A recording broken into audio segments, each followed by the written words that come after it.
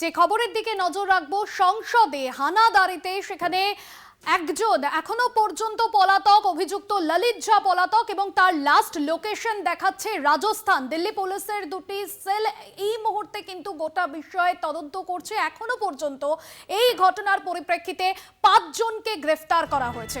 আমাদের assignment head Dibyendu Ghosh রয়েছেন phone লাইনে। দিব্যেন্দু দা, গতকাল যে সংসদে হানাদারি, এখনো পর্যন্ত পলাতক অভিযুক্ত ললিত ঝা, পুলিশ কিভাবে খোঁজ চালাচ্ছে তার কি জানা যাচ্ছে এখনো পর্যন্ত? দেখো, এখনো পর্যন্ত দিল্লি পুলিশের যে স্পেশাল সেল তারা ঘটনা তদন্ত করছে এবং তারা যেটা জানাচ্ছে যে 7 জন অভিযুক্ত, এই 7 জনের মধ্যে 6 জনকে গ্রেপ্তার করা হয়েছে। যদিও পুলিশ এখনো 2 জনকে গ্রেপ্তারি দেখাচ্ছে না, তারা ডিটেইন দেখাচ্ছে, অর্থাৎ আটক করা হয়েছে।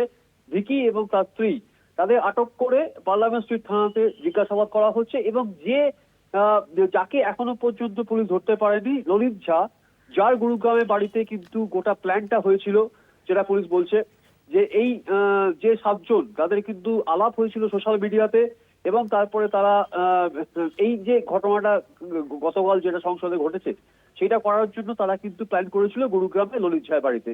এবং এই গুরুগ্রামে ললিত ঝার বাড়িতে সবাই মিলে মিট করে এবং সব থেকে গুরুত্বপূর্ণ, এই যাদের যাদের এখনো পর্যন্ত গ্রেফতার করা হয়েছে, এই অমল সিন্ডে, নীলাম দেবী, সাগর শর্মা এবং মনোরঞ্জন ডি এবং তার সঙ্গে ভিকি এবং তার স্ত্রী, এদের কিন্তু যেটা পরিবার সূত্রে যেটা খবর, তাতে এদের সবাই কিন্তু পরিবারের কেউ জানে না যে এরা কোথায় যাচ্ছে, কি কি ঘটনা ঘটবে।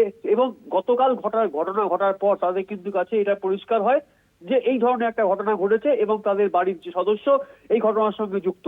এবং সোশ্যাল মিডিয়াতে আলাপের পর এই 7 জন তারা কিন্তু মিট করে ললিত ঝার বাড়িতে এবং ললিত ঝার বাড়িতে বসে কিন্তু গোটা প্ল্যানটা হয়, কিভাবে সমস্ত কাজ করা হবে, কিভাবে করা হবে। তারপরে তারা গতকাল সকালবেলা সংসদ ভবনের উদ্দেশ্যে রওনা দেয় এবং যে ঘটনাটা পুরোটা ঘটানো হয়েছিল, তারপরে দিল্লি পুলিশের স্পেশাল টিম যেটা বলছে যে এই সবাইকার যে ফোন, অর্থাৎ সেল ফোন মানে মোবাইল, সেই মোবাইল কিন্তু সবাই সংগ্রহ করে এই ললিত ঝা এবং তারপরে সেখান থেকে সে পালিয়ে যায়। 4 জনকে গ্রেপ্তার করা হয়েছিল সংসদ থেকে, অর্থাৎ সংসদ ভবনের ভেতরে যে 2 জন ঢুকেছিল, এই মনোরঞ্জন ডি এবং সাগর শর্মা, তাদের গ্রেপ্তার করা হয়।